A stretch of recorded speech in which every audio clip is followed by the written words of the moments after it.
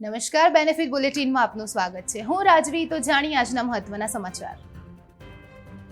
જુલાઈમાં 30 નવા fund offers NFO launch કરવામાં આવ્યા. NFO દ્વારા ₹30,416 કરોડ એકત્ર થયા. જૂનમાં નવા ફંડ ઓફર્સ દ્વારા ₹1,986 કરોડ એકત્ર કરવામાં આવ્યા છે. માસિક ધોરણે NFO ભંડોળમાં 1432% વધારો નોંધાયો છે. રિલાયન્સે મેજોરિટી સ્ટેક ખરીદીને હર્બલ બેવરેજ માર્કેટમાં પ્રવેશ કર્યો. હેલ્ધી બેવરેજ માર્કેટમાં પ્રવેશવા માટે આ પગલું લીધું છે, જેથી ઝીરો શુગર અને હર્બ ઇન્ફ્યુઝડ હેલ્થ ડ્રિંક બ્રાન્ડને દેશભરમાં ફેલાવી શકાય. આ ભાગીદારીનો મુખ્ય હેતુ નેચરેજ બેવરેજીસને રાષ્ટ્રવ્યાપી બ્રાન્ડ બનાવવાનો છે. ફોક્સકોન કંપનીએ બેંગલુરુ સ્થિત નવા પ્લાન્ટના આઈફોન 17નું નિર્માણ શરૂ કર્યું.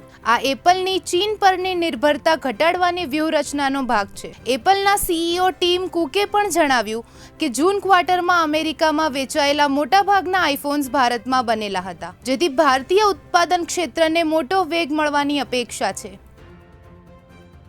સંઘર્ષ બાદ વોડાફોન આઈડિયાના શેરમાં 9%નો ઉછાળો. ભાવ ₹6.69 પર પહોંચ્યો. કંપનીની આવકમાં 4.9%નો વધારો થયો અને રેવન્યુ પર યુઝર 15% વધીને ₹173 થઈ.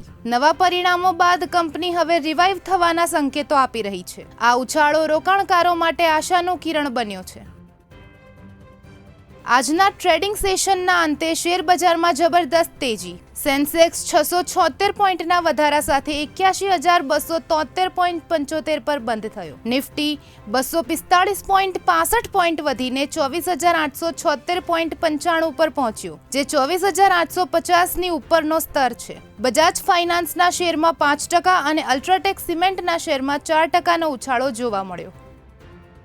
તો આવા જ મહત્વના સમાચારો જાણવા માટે જોડાયેલા રહો બેનિફિટ ન્યૂઝ સાથે.